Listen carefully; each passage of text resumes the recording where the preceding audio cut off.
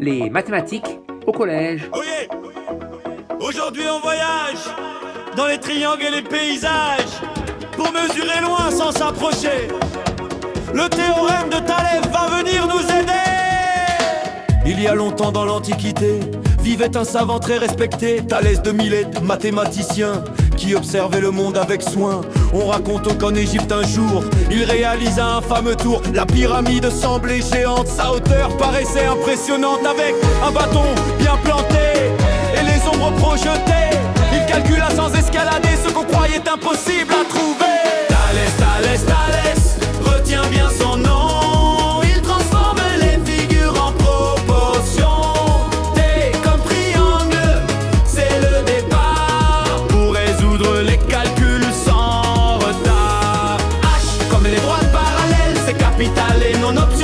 Comme aligné, faut le préciser. Dans la rédaction, ne l'oublie jamais. L comme longueur à calculer grâce au rapport de proportionnalité. S comme esquiver les difficultés. Avec le théorème de Thalès, tout vient s'éclairer.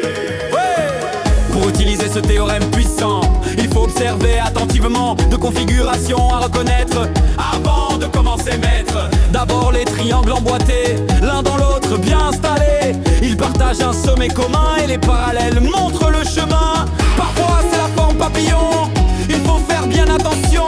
Les triangles semblent se croiser mais le théorème peut toujours s'appliquer. Il faut trouver la longueur d'un segment, il faut étudier la figure patiemment. Première étape, regarde bien, cherche les parallèles sur ton dessin. Triangle emboîté ou papillon, tu tiens déjà la solution quand la configuration est trouvée. La rédaction peut commencer. Deuxième étape, il faut rédiger comme un mathématicien appliqué. Les points sont alignés, écris-le bien. Les parallèles aussi, c'est essentiel au chemin. Puis annonce sans hésiter le théorème de Thalès avec fierté, majuscule au T. Fais attention, l'orthographe compte dans la rédaction.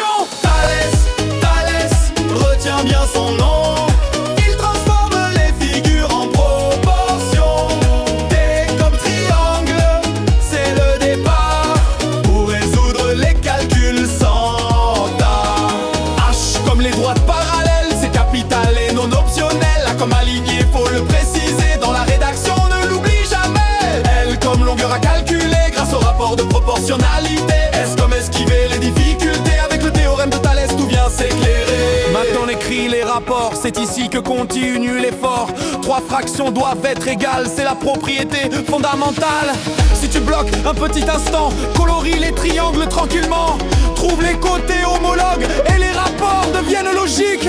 Petit triangle, grand triangle, ou inversement rien ne dérange, mais reste cohérent jusqu'au bout et tout fonctionnera tout doux. Les rapports sont les coefficients d'agrandissement ou de réduction. Remplace ensuite les longueurs par les valeurs connues sans erreur. Choisis la fraction qui contient la longueur cherchée sur ton chemin. Puis applique le produit en croix ou une autre méthode de ton choix. Multiplie, divise avec soin et la réponse apparaît enfin. Quand le calcul est terminé, n'oublie jamais de conclure avec clarté. L'unité doit être marquée, le résultat exact ou arrondi aux rangs indiqués. Si c'est un problème à résoudre, une phrase finale vient conclure. Le résultat est présenté, tout est clair et bien organisé. Navigation, hanche tête cure, topographie ou ingénierie future.